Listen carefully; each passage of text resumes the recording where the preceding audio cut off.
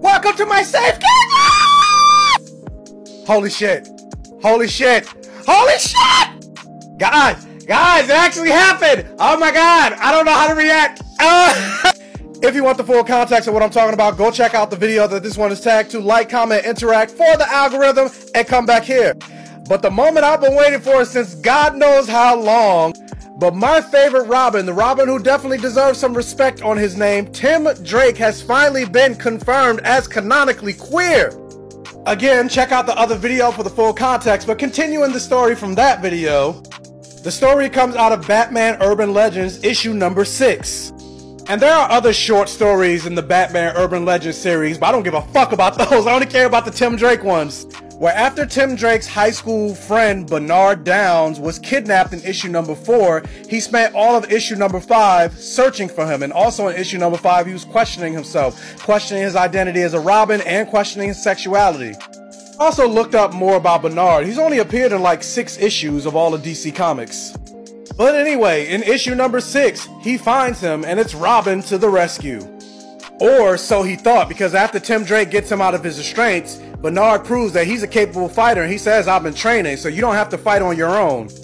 And so the two of them begin to square off against his kidnappers, and Bernard, not knowing that Tim Drake is Robin, says to Robin, if I don't make it out, can I ask you a favor? Please, tell Tim Drake he helped me realize my true self, who I am. Tell him, well, he probably knows, he's the smartest guy I've ever met, but tell him I wish we could have finished our date.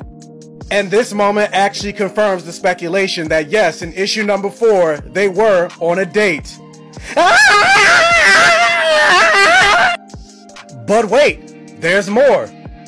On the next page, Robin has an inner monologue with himself after that moment, which I'll read since you can't see it, but he says to himself, he says, ever had a light bulb moment? Like something out in the ether has been taunting you, teasing you? Like you know you're supposed to be on the same page with your brain, but not everything made sense. People keep asking me what I want, Oracle, Dick, Steph, even Connor, but I couldn't grasp it. Whatever it was, it always felt just out of reach. Until now. Until right now. The story then ends with Tim saying to Bernard, I'm really glad you got home okay. I was relieved, and I've been doing a lot of thinking about that night. I don't know what it meant to me, not yet, but I'd like to figure it out. And Bernard says, I was hoping you would. Tim Drake, do you want to go on a date with me? And Tim says, yeah, I think I want that.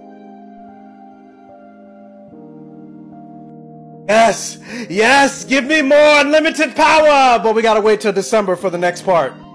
But while I'm sure Bernard is a nice guy, and I can't wait to see how this unfolds, we all know what we really want. Welcome to my safe haven! As predictable as an unwashed ass smelling like shit, the straight agenda is mad about this Tim Drake Robin news.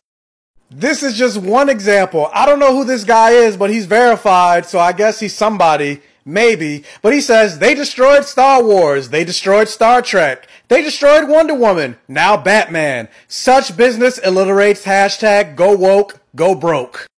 And the Shade Room posted about it on their Instagram using the wrong Robin, I might add.